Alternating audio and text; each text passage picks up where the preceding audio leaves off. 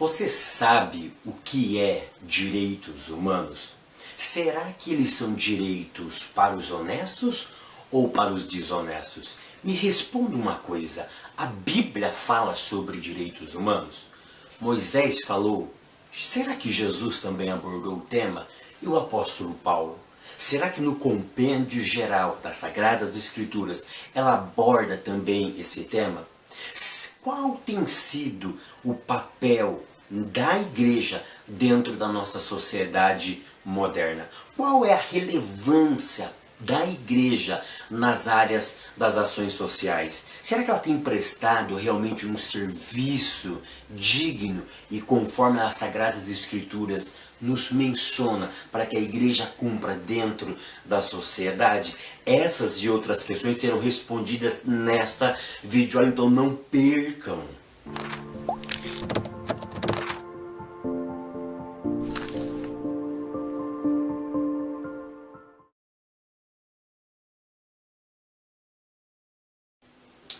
A paz, queridos, que bom estarmos aqui novamente no nosso programa semanal da Escola Bíblica Dominical para darmos sequência à nossa série de estudos bíblicos baseado na ética cristã, os valores cristãos. E hoje chegamos à lição de número 3, que tem como título a ética cristã e os direitos humanos. É isso mesmo. Hoje iremos falar sobre os direitos humanos. E a leitura bíblica em classe se encontra no profeta Isaías, capítulo 58, do verso de número 6 ao verso 12. Profeta Isaías, capítulo 58, do verso 6 ao verso de número 12. Tá? O nosso tema hoje ele é importantíssimo, porque quem de vocês nunca ouviu falar sobre direitos humanos? Eu tenho certeza que todos nós já ouvimos esse termo no jornal, em algum lugar da vida da nossa sociedade nós ouvimos falar sobre direitos humanos. Mas realmente, o que é os direitos humanos? Aonde eles estão? Onde eles nasceram? Será que a Bíblia fala sobre os direitos humanos?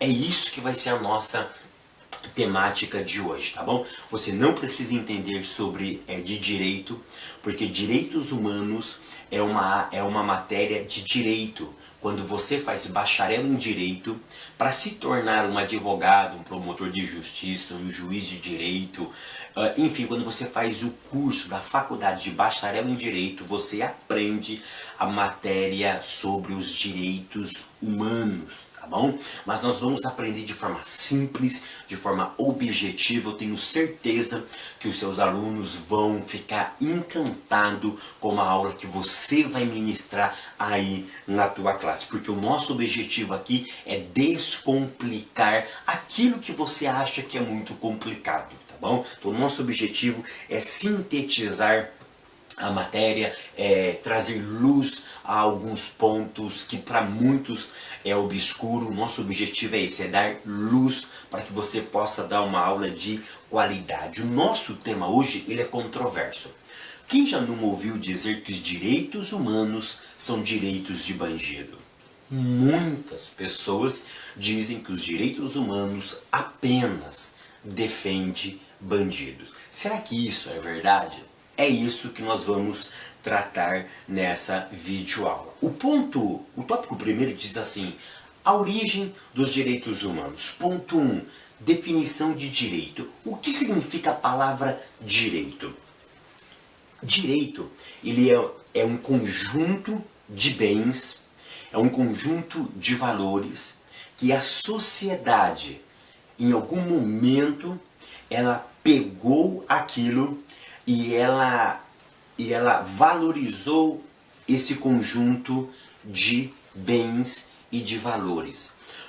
Em algum momento da sociedade, ela pega isso que ela que vai julgar o que é importante e ela cria regras, ela cria proteção, ela cria mecanismo para proteger aquilo que ela entende que é um bem valoroso, que ela dá valor para aquilo. E aquilo que aquela sociedade determina que é precioso, ela vai criar regras para proteger.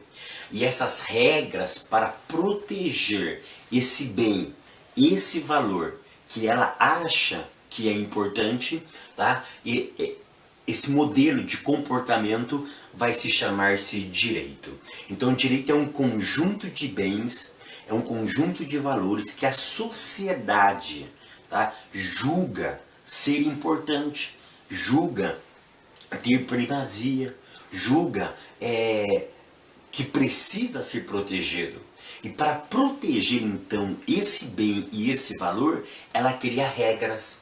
E essas regras é chamada de direito, tá? Então isso que significa o termo direitos, tá? Então o termo direito são regras que a sociedade cria.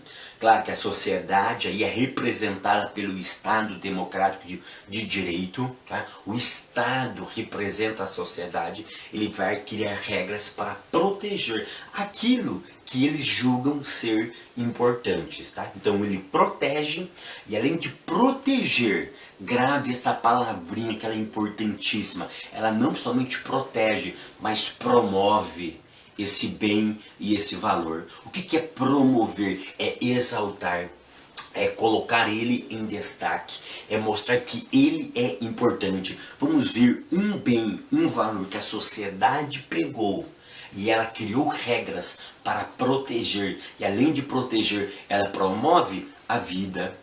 A vida, ela é um bem jurídico. A vida é um bem, é um valor que a sociedade entendeu que precisa ser protegido, porque ninguém pode ir matando ninguém. Ninguém pode tirar a minha própria vida. Ou seja, então ela entendeu que esse é um bem precioso e precisa ser o quê? A vida, que é um bem, que é um valor, que a sociedade entendeu que é um valor, precisa ser protegido. Além de ser protegido, o que ela faz? Ela promove, ela coloca em evidência. Então isso basicamente significa o termo direito, tá? E por que humanos? Direitos humanos. Por que eles são chamados de humanos? São aqueles valores que eu já expliquei, em que a sociedade selecionou como precioso e que precisa ser zelados e protegidos. Mas por que humanos? Pelo simples fato de você ter nascido humano, já basta. Os direitos humanos, eles são direitos universais. Ou seja, você não precisa nascer rico ou pobre para ter direito a isso. Você não precisa ter nascido na Europa ou na Ásia ou na América. Ou seja, não importa onde você nasceu, só pelo fato de você ser humano, você já tem as garantias mínimas desses bens e desses valores. Ou seja, então não importa quem você é. Não importa de onde você veio, não importa se você é pobre ou se você é rico, se você é intelectual ou se você é um iletrado, não importa quem é você, se você é, e todos nós somos humanos, então todos seres humanos têm esses direitos protegidos independentemente aonde ele nasce. O índio nasceu lá na Amazônia, nasceu lá na selva, não importa, ele é um ser humano, ele não é simplesmente um índio, ele é um ser humano, então ele tem direito à mesma proteção que nós temos, ou seja, pelo fato de ser humano, já está dentro desses direitos, ou seja, precisa ser protegido e precisa ser promovido os direitos sobre a vida desse indivíduo, tá bom? Uma outra coisa que nós precisamos entender é onde estão os direitos humanos. Eu estou dando uma pinceladinha, uma pequena aula sobre direitos humanos, tá? Não sou advogado, não sou bacharel em direito, mas sou apaixonado pela matéria de direito, tá? Quando eu estudei muito tempo para a Polícia Civil do Estado de São Paulo, tá? Já fiz, eu acho, uns 4 ou 5 concursos para a Polícia Civil do Estado de São Paulo. Inclusive o meu irmão, ele é um policial civil no Estado de São Paulo, e eu me apaixonei pela área do direito humano, pelos direitos humanos. Então essa área, ela realmente, ela me encanta. Então aonde está os direitos humanos? Aonde eles estão? Onde você encontra os direitos humanos? Basicamente, os direitos humanos, eles estão em documentos internacionais, tá? E quais são esses documentos internacionais? Basicamente, eles estão em 2 documentos internacionais. O primeiro documento é a Declaração Universal dos Direitos Humanos, que foi promulgado, tá? Que foi conferido na ONU, tá? Na ONU. Então o primeiro documento é a Declaração Universal dos Direitos Humanos. O segundo documento, que está na esfera internacional, o segundo documento, o primeiro nós já vimos, que é a Declaração Universal dos Direitos Humanos. O segundo documento é chamada Convenção Americana sobre os Direitos Humanos. Esse é o segundo documento, tá, internacional. Para quem estuda essa área, tá, é só você colocar aí no Google para você conhecer um pouco mais profundo o Pacto de São José da Costa Rica, que aconteceu na esfera da OEA, tá, que era uma outra organização americana. Então nós temos 2 documentos internacionais onde nós encontramos os direitos humanos. Quais são eles? A Declaração Universal dos Direitos Humanos e a Convenção Americana sobre Direitos Humanos. Um na ONU, o outro na OEA. Ok? Então esses 2 documentos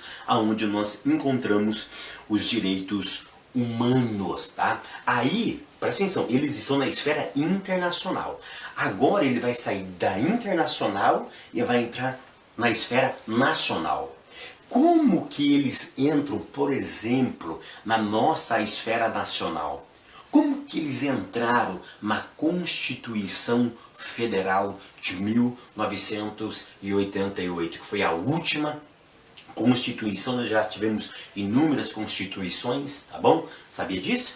Quando já tivemos inúmeras constituições, a última foi promulgada em 1988. Então, os direitos humanos na esfera internacional, ele entra na nossa esfera nacional, e na Constituição Federal mudaram o nome desses direitos.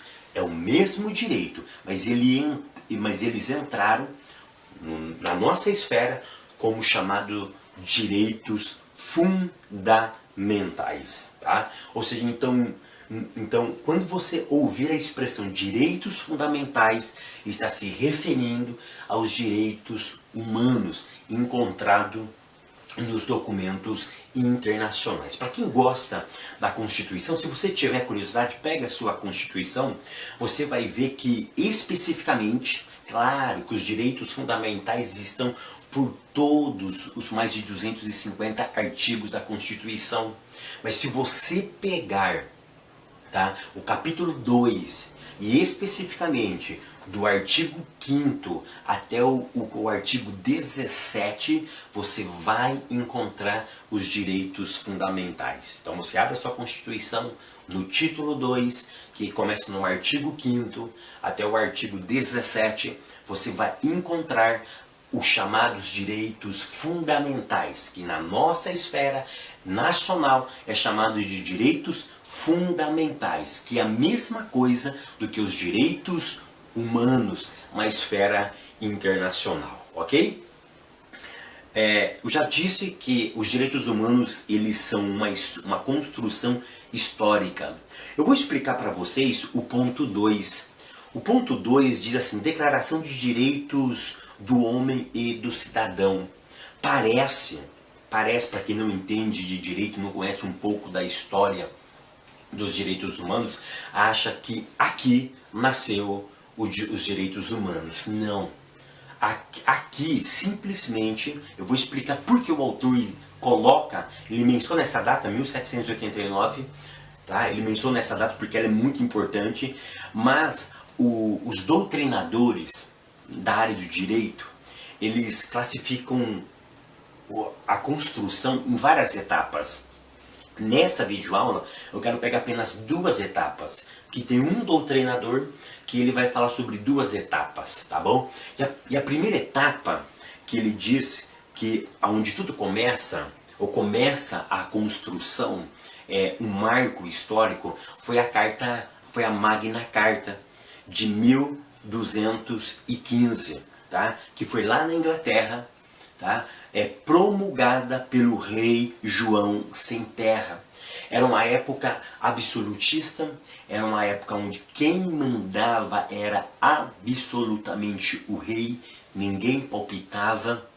E o que ele fez? Ele conferiu pequenos direitos a um pequeno grupo, tá, de nobres ingleses. Então isso foi um marco, por quê? Porque eles estavam vivendo na era absolutista, ou seja, o rei era absoluto.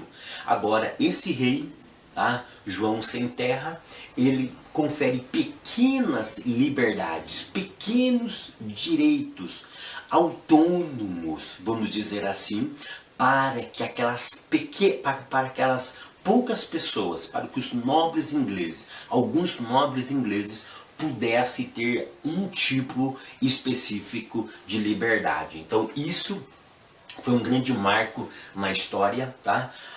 Nesta primeira fase ainda nós temos também na Inglaterra, agora 1689, um documento chamado Carta de Direitos. O que está acontecendo aqui? Essa carta, a Carta de Direitos, também na Inglaterra, mas agora no ano 1689, não é mais uma era absolutista, agora já é a era da monarquia. E o que o rei faz? O rei agora ele seria limitado, ou seja, ele saiu da era absolutista e ele passa para que tipo de era? Para a era da monarquia. A monarquia basicamente tem um rei, mas tem o parlamento. O que é basicamente o parlamento? É representante do povo. Então perceba que agora, com a Carta de Direitos, o rei não tem mais o absoluto domínio. O parlamento, que é representante do povo, nesse caso do povo inglês, ele passa a ter também autonomia, ele passa a ter direitos a fazer algumas coisas, ou seja, são autônomos também. O rei não é mais absoluto. Então aqui começa a perceber que o povo começa a ter liberdade, começa a ter direitos. Aí nós vamos para uma segunda fase. Tudo essa matéria, por escrita, já está no meu blog. Tá? O link está aqui embaixo. Acesse agora o meu blog, que essas matérias já estão tudo lá. A segunda fase começa no ano de 1776, agora nos Estados Unidos. Tá? Um documento chamado Declaração de Direitos do Bom Povo da Virgínia. Nesse documento, os direitos humanos passam a ser escritos nos documentos internos nacionais. Então, essa carta, esse documento, tá, que é a Declaração de Direitos do Bom Povo da Virgínia, nos Estados Unidos, ele dá início à segunda fase da evolução dos direitos humanos. Tá? Um segundo documento de assim, uma importância muito grande é a Constituição Americana. A Constituição Americana ela acontece no ano de 1787, tá? Começa, mas em 1791 eles colocam mais 10 emendas dentro da Constituição Americana, que foi um marco, tá? Para a evolução dos direitos humanos. Aí vem o terceiro documento, essa segunda fase, que é o documento que o nosso autor cita, que acontece na França, que é a Declaração de Direitos do Homem e do Cidadão, que acontece em 1789. Por que o nosso autor colocou isso aí? Por isso que eu contei a história, desde 1215 até chegar a 1789. Por quê? Porque aqui na França vai inaugurar algo importantíssimo. Perceba que isso é uma evolução histórica. Olha que interessante. Esse documento francês chama Declaração de Direitos do Homem e do Cidadão. Você percebeu que ele classifica, ele separa homem e cidadão? Olha que interessante. Homem e cidadão. Claro que nós entendemos que um cidadão, dentro da Constituição brasileira, ele precisa ser alguém que vota. Olha que interessante. Isso era de direito. Para você ser considerado um cidadão, dentro da Constituição Federal, você tem que ter direito a voto. Se você não tem direito a voto, você não é um cidadão ainda, tá? Com essa nomenclatura. Então olha que interessante, ele pega o homem e o cidadão. Quem é o cidadão aqui? Os franceses. E quem é o homem? O homem aqui é universal. O homem aqui, ele está em todos os lugares. Então a França, no ano de 1789, nesse documento, é a primeira vez que um documento interno de um país previa, tá, que os direitos, além de alcançar o seu povo, deveria alcançar outras pessoas também que chegasse dentro do seu país. Ou seja, que esse direito não era somente dos seus cidadãos, daqueles que faziam parte do seu povo, mas devia ser estendido a todos os outros homens. Ou seja, algo genérico, algo universal. É por isso que o nosso autor, de forma fantástica, coloca a Declaração de Direitos Humanos e do Cidadão. Ponto terceiro, Declaração Universal dos Direitos Humanos. Tá? Vocês têm a data aí certinho na nossa lição. O que eu quero que você entenda, que a Declaração Universal dos Direitos Humanos não é uma lei, ok? Isso que eu queria mostrar para vocês. Ela é uma resolução. O que aconteceu? A ONU organizou, a ONU é a Organização das Nações Unidas, que em 1948 o Brasil já participava da ONU, então vários países participavam. Então a ONU, essa organização, ela criou essa resolução, que não é lei.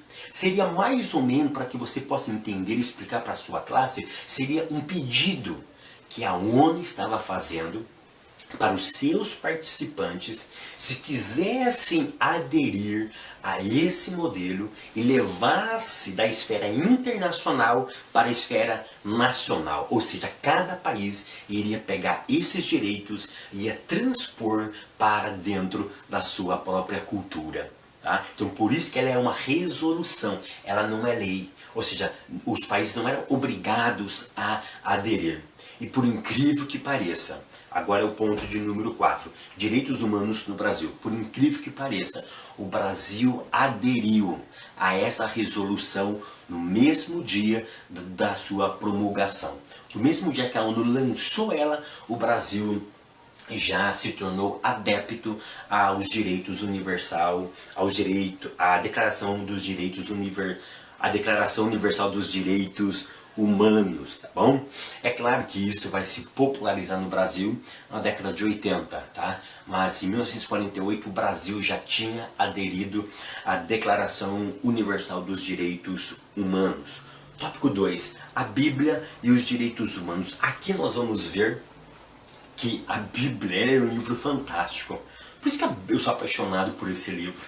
Enquanto os homens criaram de forma histórica e depois colocaram em documentos os direitos humanos, a Bíblia já usava direitos humanos.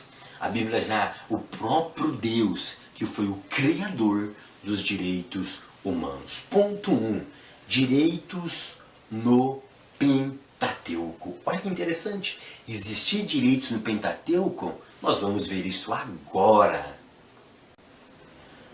Uma coisa que nós precisamos entender é que a Bíblia não é um livro de direitos humanos. ela é a palavra de Deus, é um livro que cria relacionamento entre o ser humano e entre o Criador, tá?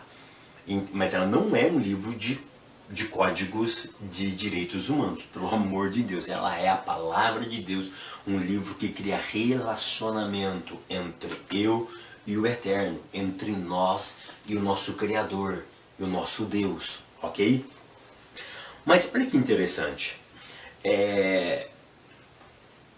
dentro do Pentateuco tinha alguns princípios, e um dos princípios que o nosso autor cita é que Deus proibia maltratar o estrangeiro. Então qualquer estrangeiro que chegasse em Israel não podia ser maltratado. Isso me lembra do quê? Ele tinha que ser tratado com igualdade. E você sabia que existe um artigo na nossa Constituição Federal que relembra isso? Ou seja, é uma cópia do que Deus disse? É isso mesmo. Tá tudo no meu blog, entra lá e pega isso no meu blog. Artigo 5º da Constituição. Olha o que o artigo 5º da Constituição ele diz. Ele começa assim: todos, aqui é universal. Todos, não importa onde mora. Tá? Olha o que ele diz. Todos são iguais perante a lei, sem distinção de qualquer natureza, garantindo-se aos brasileiros, tá? Brasileiros e aos estrangeiros. Brasileiro aqui não importa se é nato ou naturalizado. Não importa, ele está dizendo aos brasileiros. Aqui pode ser o nato ou naturalizado. E aos estrangeiros. Opa, aquele que não é brasileiro. Nem nato e nem naturalizado. Residente no país. Aí você pode estar me perguntando, Fábio, mas aqui está dizendo que a lei só é igual, a lei só serve para aqueles que residem no país. Ou seja, aqueles que estão passando pelo país não têm direito à vida, à liberdade, à igualdade, à segurança, à propriedade, nos termos seguintes. Aí ele vai dar uma lista de outros termos. Aí você pode estar pensando, não, se ele estiver de passagem, ele não tem direito à vida. Se ele estiver de passagem, ele não tem direito à segurança aqui no nosso país. Se ele estiver de passagem, ele não tem direito à propriedade no nosso país. Negativo. Negativo. Os doutrinadores do direito, tá? Do direito, eles já entenderam que a palavra residente aqui não é que tem residência fixa aqui. Não é aqueles que moram aqui por um período de tempo, mas basta estar no território nacional. Pisou em solo brasileiro, já é garantido a eles esses bens, esses valores. E quais são os bens? A vida, a liberdade, a igualdade, a segurança, a propriedade.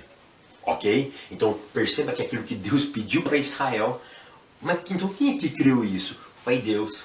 Por isso que quando você lê a Constituição, você fica encantada, porque você vê requisito de Deus dentro dessa Constituição. Você consegue enxergar e glorificar a Deus por essa Constituição tão maravilhosa, tão linda, porque ela tem a origem no Eterno.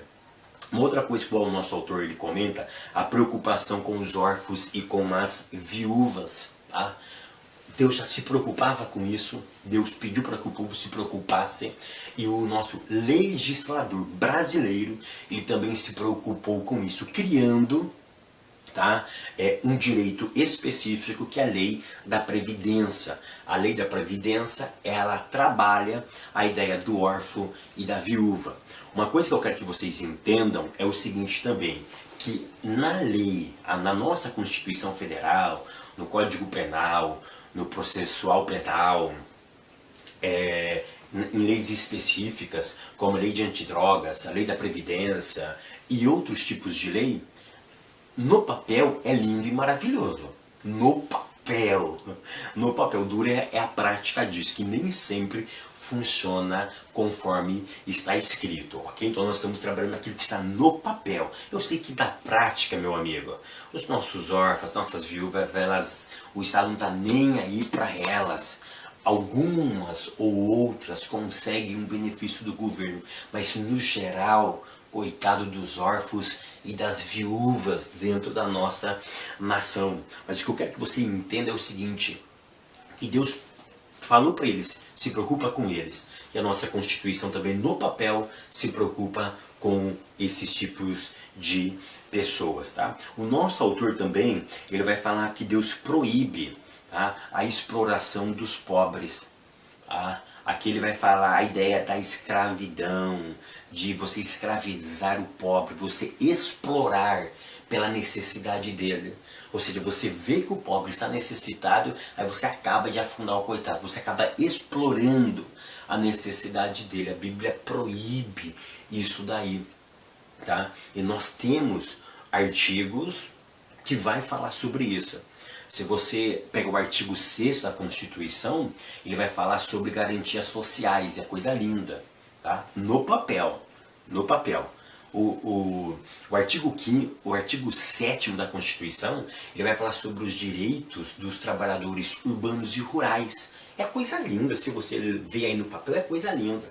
Se você pegar na Constituição o que a Bíblia, o que a lei brasileira fala, o que você é capaz de fazer com um salário mínimo é coisa magnífica.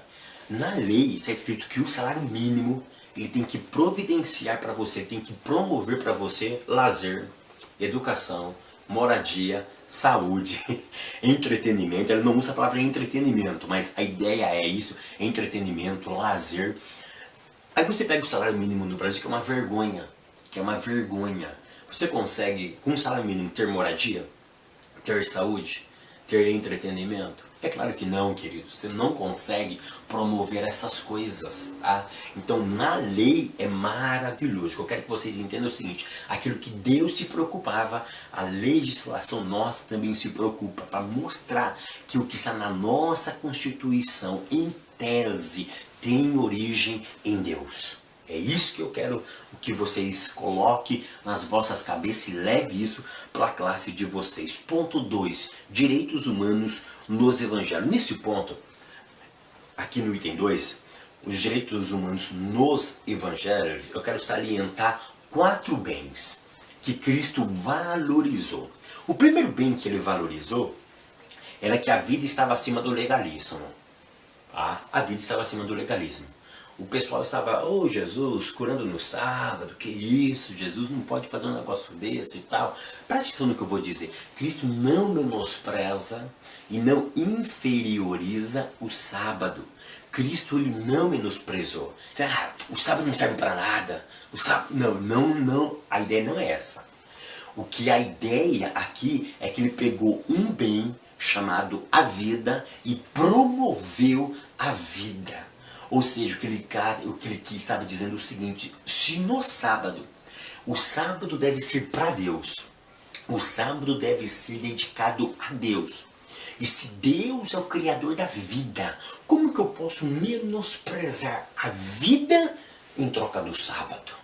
O que ele estava querendo dizer é isso. Se no sábado é uma dedicação total a Deus, e se Deus é o doador da vida, então eu preciso valorizar a vida. Se eu menosprezo a vida, eu não cumpro o sábado como deveria ser cumprido. Então ele não está desvalorizando o sábado. Ele está colocando a vida no seu devido lugar.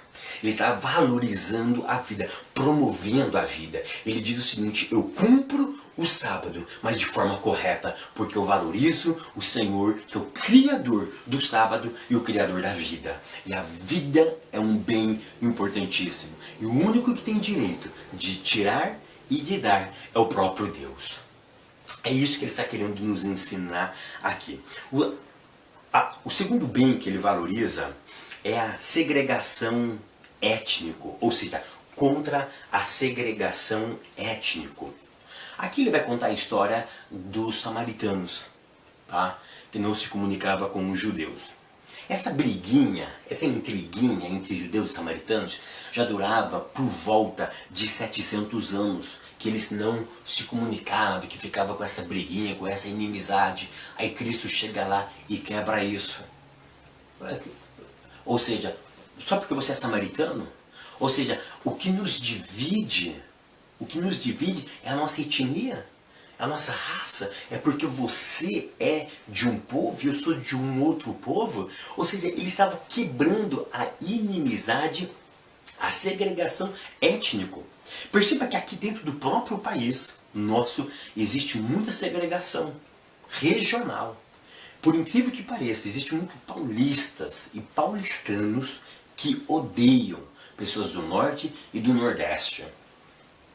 Por incrível que pareça, eu conheço pessoas que odeiam nordestinos e pessoas do norte do nosso país. Você percebe quanto mal isso nos faz? E Cristo justamente ele quebra isso. Cristo vem quebrar isso daí. Lembra da pergunta que a mulher samaritana olhou para Jesus e disse: Ei, Senhor, nós vamos adorar na onde? Aqui ou ali? O que Jesus fala para ela? Ô mulher, não é nem aqui e nem lá. Os verdadeiros adoradores adorarão o Pai em espírito e em verdade. Ou seja, não é o meu Deus, não é a tua nação e nem a minha nação. Nós temos que nos unir para adorar aquele que vive e reina para todo sempre. O terceiro bem que Cristo valorizou aqui foi não a discriminação. Mas o que é discriminar? É claro que eu não vou entrar nos pormenores, mas discriminar é segregar, pôr à parte. Se colocar a pessoa à parte por uma característica diferente que possui. É uma ação baseada no preconceito ou no racismo. Tá? Porque existe diferença entre discriminar, preconceito e racismo. Tá bom?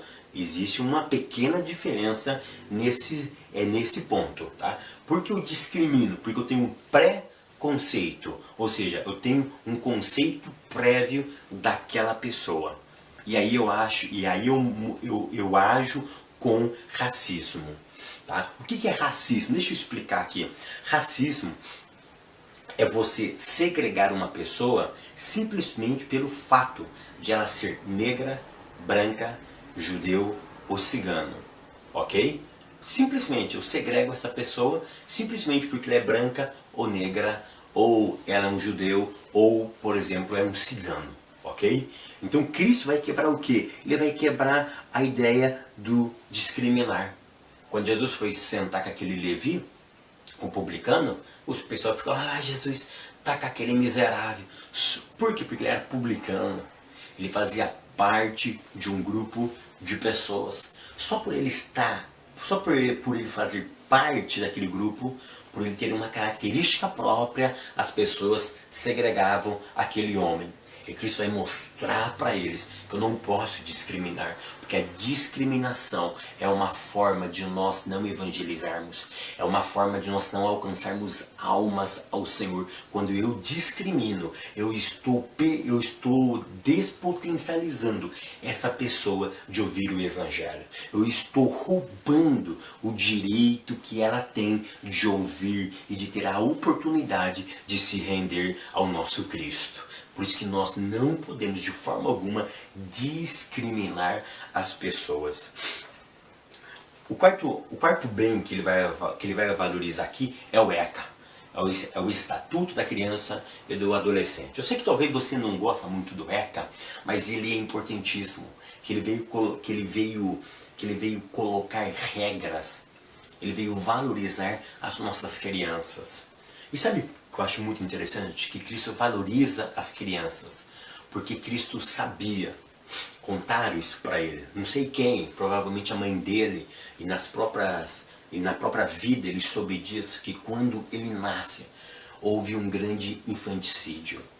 Eu sei que dentro do Código Penal, infanticídio é a mãe que mata uma criança logo após o parto e no estado puerperal.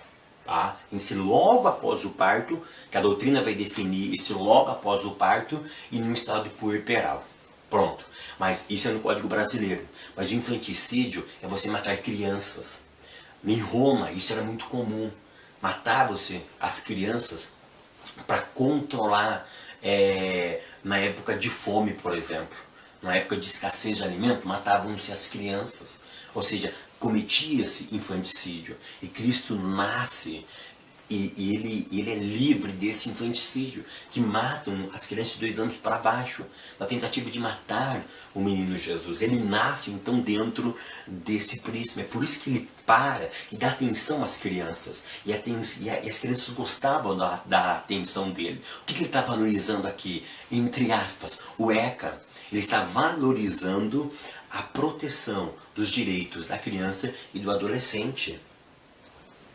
Eu sei, querido, que alguns de vocês podem ficar bravos comigo. Fábio, mas no ECA, se um adolescente cometeu um crime, olha só, ele vai fazer aniversário no dia 1º de janeiro, ok? Dia 1º de janeiro ele vai completar 18 anos.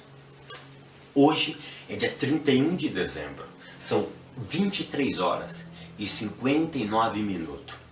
Ele dá um tiro na cabeça de um policial, na cabeça de qualquer pessoa. Ele cometeu o quê? Um homicídio. Mas ele completaria 18 anos quando? Dia 1º de janeiro, ok? Mas ele cometeu o crime quando? 31 de dezembro, 23 horas e 59 minutos. Ou seja, faltava 1 minuto para dar meia-noite, para ele completar 18 anos. Ou seja, para dar meia-noite e 1 segundo, faltava 1 minuto. Ou seja, pelo código eu sei que isso é errado, eu sei, mas ele não será punido, tá? Ele não será punido, tá? Claro que tem umas punições, mas ele não vai ser tratado como alguém que comete um homicídio depois dos 18 anos. Para ele vai ter medidas cautelares, medidas protetivas e assim por diante. Mas o que eu quero que você entenda é que Cristo valorizou o direito da criança e do adolescente, porque ele nasce dentro desse processo terrível, desse infanticídio coletivo. Ponto de número 3, direitos humanos para Paulo. Paulo é fantástico, porque Paulo ele abordou, olha os temas que Paulo abordou. Ele trabalhou a ideia da escravidão, ele trabalhou sobre a desigualdade social, ele trabalhou o direito chamado direitos civis, ele trabalhou a ideia do julgamento justo, ele trabalhou um princípio de um direito muito importante, que é um dos direitos humanos, a ampla defesa. Você tem direito a se defender. Você tem direito ao contraditório. São termos dentro do mundo jurídico, né? Você tem esse direito. Você tem direito de se defender. Ninguém pode dizer que você fez se não provar que você fez. E além de provar que você fez, ou alegar que provar que você fez, você tem que se defender também. E é ampla a defesa, ou seja, a defesa não é limitada, mas ela é ampla, ela é abrangente. É essa a ideia dos direitos humanos. E Paulo, ele defendeu isso. Paulo, ele usou o julgamento justo. Não pode ter julgamento injusto. Precisa ter a ampla defesa. Paulo vai trabalhar a ideia da prévia inocência, ou seja, ninguém pode ser considerado criminoso se o trânsito não for julgado. Ou seja, se não dá no popular o martelo do juiz, né? O Dr. Caramuru entende disso, o martelo do juiz não bateu, você ainda é considerado inocente. Não foi transitado em julgado a tua sentença. Ou seja, não tem mais recurso. Enquanto tiver recurso, na teoria, você é considerado inocente, até que se prove o contrário. É essa as ideias. E Paulo vai defender todas essas ideias. Ele aplica essas ideias. Em alguns casos, ele vive essa própria experiência, que é fantástica, tá bom?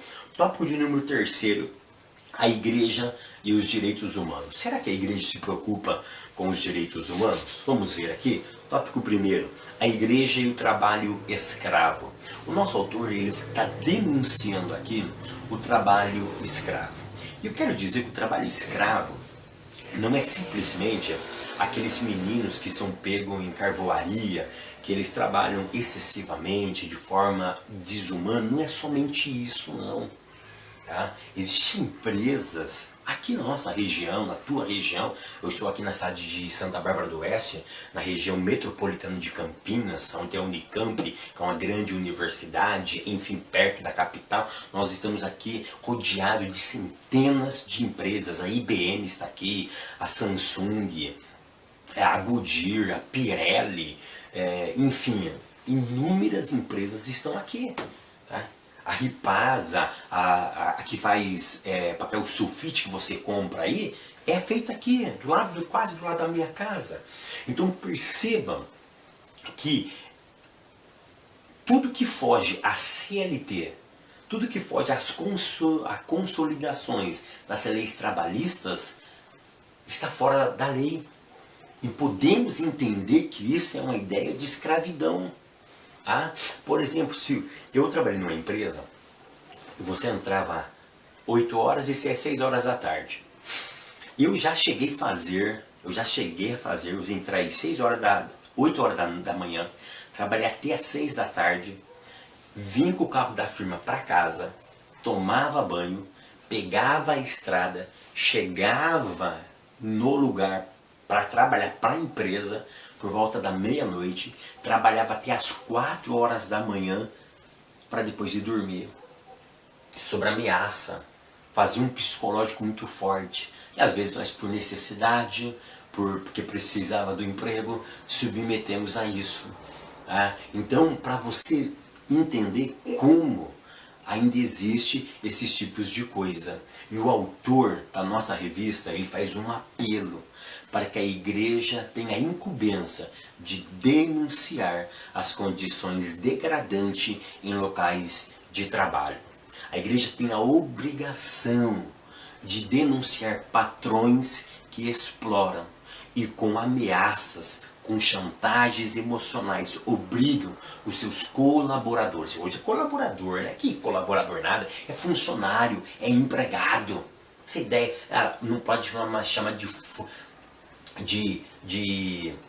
doméstica, tem que chamar de patroa do lar, a secretária do lar. Que isso? Isso é conversa para boi dormir, queridos. Eles estão nos oprimindo e os patrões oprimem a classe trabalhadora no Brasil. E o autor da nossa revista, ele pede para que a igreja denuncie. E quem tem que fazer essa denúncia? Quem tem uso da palavra, quem ministra a palavra. Nós que somos ministradores, nós temos que denunciar. Nós temos que falar acerca desses abusos. E é claro, é por isso que nós estamos colocando os representantes lá dentro da política, para que eles possam fazer isso. Infelizmente, a maioria dos nossos políticos cristãos não fazem nada disso. Nada, porque as coisas pioram, as coisas vão só piorando, piorando e piorando. E às vezes nós, que somos pequenos, que precisamos comer, precisamos vender o almoço para comer a janta, nos submetemos a essas chantagens emocionais. Tá? Mas o apelo do nosso autor é para que a igreja faça e denuncie esse tipo de abuso. Tá? O que eu acho interessante nesse ponto é que a igreja tem um papel social. A igreja não pode abrir mão do seu papel social. Nós temos que exercer um papel social, porque ser social dentro da palavra de Deus é ser espiritual também. Isso é muito interessante. Ponto 2. A igreja e os prisioneiros. Tá? Aqui eu não vou atacar o Estado não presta. Não, nós conhecemos a população carcerária no Brasil. Nós sabemos a precariedade disso. Inclusive, você sabia que eu participei de um concurso público? Tinha mais ou menos 45 mil candidatos, tá? Em 5 fases. Tinha 5 etapas, eu fiquei desses 40 mil, depois de 5 etapas, eu fiquei no número 60. E a minha função era para ser um agente penitenciário no estado de São Paulo, mas aí eu não assumi a função, né? Eu sempre entro lá no site da VUNESP e vejo o meu nome lá, a minha nomeação para eu assumir o cargo de agente penitenciário no estado de São Paulo. Se hoje eu estivesse na ativa, já estaria por volta de 3 a 4 anos trabalhando nas penitenciárias do estado de São Paulo. Nós sabemos que é uma precariedade, tá? Mas o importante é que nós precisamos fazer o quê? A evangelização. E você sabia que um dia um dos nossos pastores, tá? Ele disse para um grupo de nossos irmãos que congregam comigo, que são meus amigos, que fazem um trabalho muito lindo numa penitenciária no interior do estado de São Paulo, que um dos nossos pastores disse para eles que não compensava fazer esse trabalho, porque não trazia lucratividade para a congregação local, não trazia verba, não trazia money, não trazia dinheiro. E os irmãos desanimaram e pararam.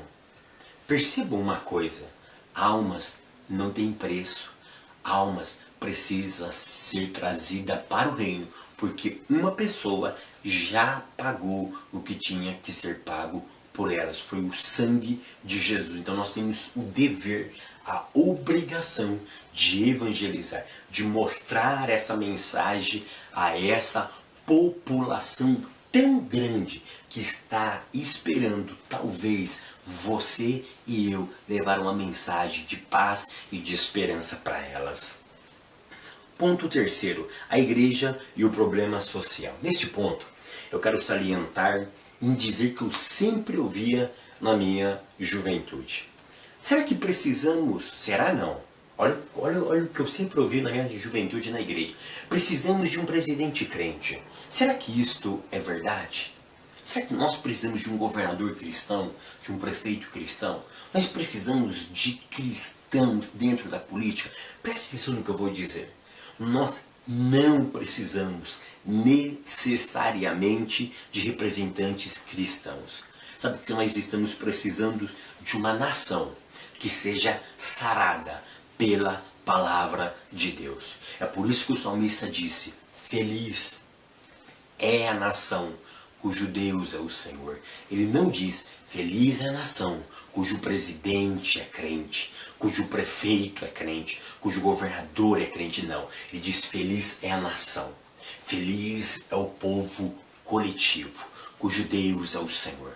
Quando a nação entender que Deus é o nosso Senhor, é o nosso governador, que Ele está no controle de todas as coisas, nós seremos curados, nós seremos sarados, nós seremos renovados e nós seremos transformados pelo próprio governador que se chama Jesus, que se chama Deus. Ele vai ser o nosso governador e Ele vai sarar a nossa alma. O pecado vai ser extirpado e nós vamos ter uma vida tranquila e sossegada. Eu termino essa aula dizendo: a Bíblia fala, a Bíblia ensina sobre direitos humanos, mas ela também pune aqueles que não cumprem os direitos humanos. Que o Eterno continue te abençoando.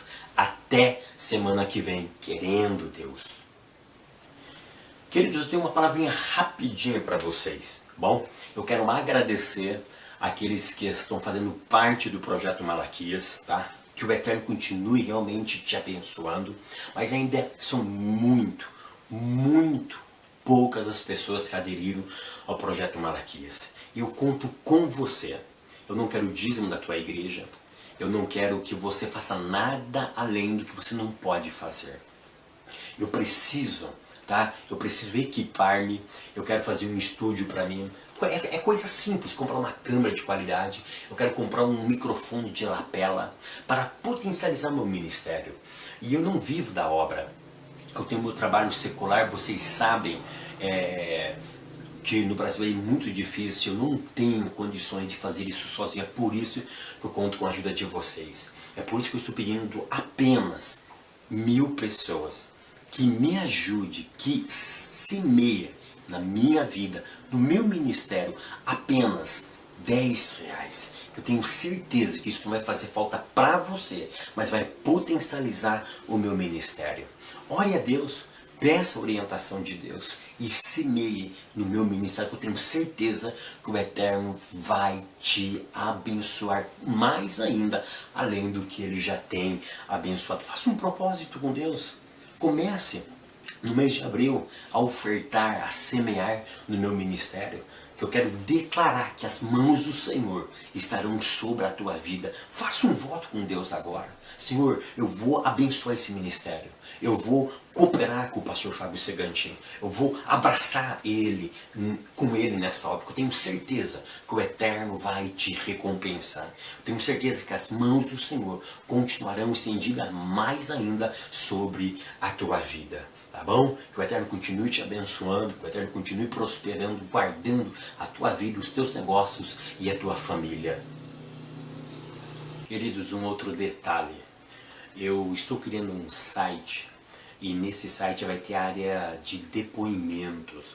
E eu gostaria que vocês participassem dessa área de depoimentos. O que você iria precisar fazer? Eu vou deixar o meu e-mail aqui embaixo. Você vai fazer o seguinte, você vai mandar uma foto sua, tá? E com um depoimento sobre a importância do meu ministério na tua vida.